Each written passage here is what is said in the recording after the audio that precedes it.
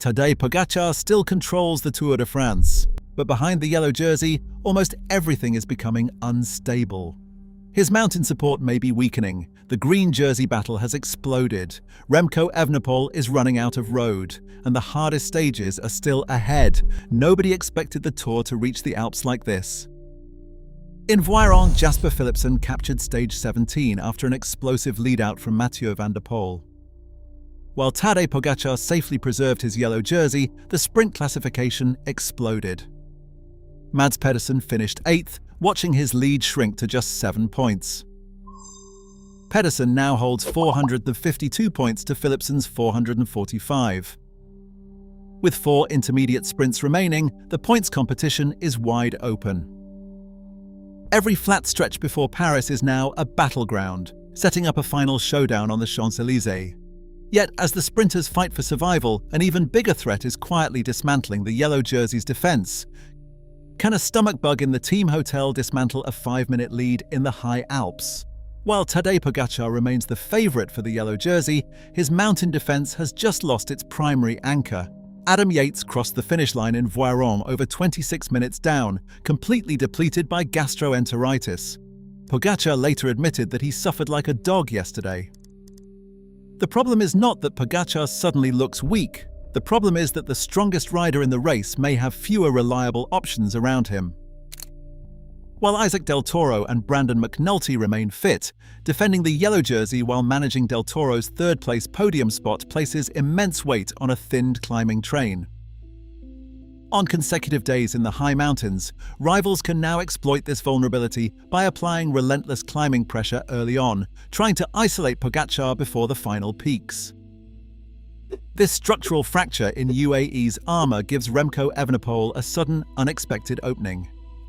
5 minutes is an eternity in Grand Tours, and time is rapidly running out for Remco Evenepoel. Conservative riding will not close his 5-minute deficit to the yellow jersey. Evenepoel faces a stark tactical choice: launch repeated, draining attacks to slowly wear down UAE, or gamble everything on one explosive move to isolate Pogačar on the climbs. But any all-in move is highly risky. Isaac Del Toro sits just 58 seconds behind him, and Paul Sixus is close behind. If overall victory slips away, a prestigious stage win still holds massive value. Is Remco still attacking for victory, or is he defending second place while searching for one defining moment? How will the brutal vertical meters of stage 18 expose the hidden cracks in the peloton? The 185-kilometer route from Voiron to Orsières-Merlet sends riders over the Col du Galibier and Alpe d'Huez in extreme heat. This relentless profile forces a tactical decision, a long-range breakaway, or a controlled general classification war. Remco Evenepoel could launch an early assault on the Galibier, forcing a depleted UAE to conserve energy. With Isaac Del Toro sitting third, UAE must decide whether to ride defensively or let the young Mexican shadow Evenepoel's moves.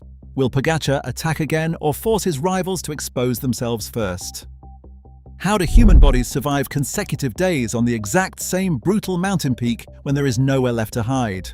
Stages 19 and 20 deliver a rare back-to-back finish on the 21 hairpins of Alpe d'Huez, offering almost no time for physiological recovery. Stage 19 covers a short, intense 127.9 kilometers from Gap, setting a high-speed trap. But Stage 20 is a 170.9-kilometer endurance monster, packing 5,600 meters of vertical climbing over the Croix de Fer, Telegraph, Galibier and Suresnes before ascending the Alpe a second time. Riders must consume over 100 grams of carbohydrates per hour to prevent glycogen depletion. Burning through teammates on day 1 becomes a fatal liability 24 hours later.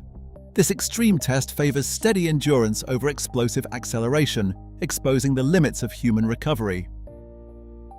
What happens to a podium battle when the gap from 3rd to 6th place is separated by a mere 90 seconds? With Isaac Del Toro holding 3rd at 5 minutes 58 seconds down, the pressure is mounting from 19-year-old Paul Sixus, just 25 seconds behind him. Behind them, Florian Lipowitz and Juan Ayuso remain within striking distance. Team tactics will decide who survives. UAE must choose whether to protect Del Toro's podium spot or sacrifice him to defend Pogacar's yellow jersey. Meanwhile, Sixus faces the brutal physical reality of consecutive Alpine climbs, where one bad day can end a podium dream. Can a 7-point gap survive the brutal attrition of the High Alps and a final speed trap in Paris? Stage 21 sends the exhausted peloton onto the Champs-Élysées for 8 laps of a 6.8-kilometre circuit. The intermediate sprint waits on the Rue de Rivoli on the 4th lap, followed by the uphill drag on the Rue de la Concorde. With 50 points for the stage win and 25 at the intermediate arch, Mads Pedersen leads Jasper Philipsen 452 to 445. If Philipsen sweeps the day, Pedersen must fight for a top 15 finish to defend his green jersey. This points battle remains volatile until the final cobblestone. Behind the 5-minute lead lies a volatile Alpine battleground. Will Pogacar hold, or is a historic upset brewing? Subscribe to the Cycling Report for every update.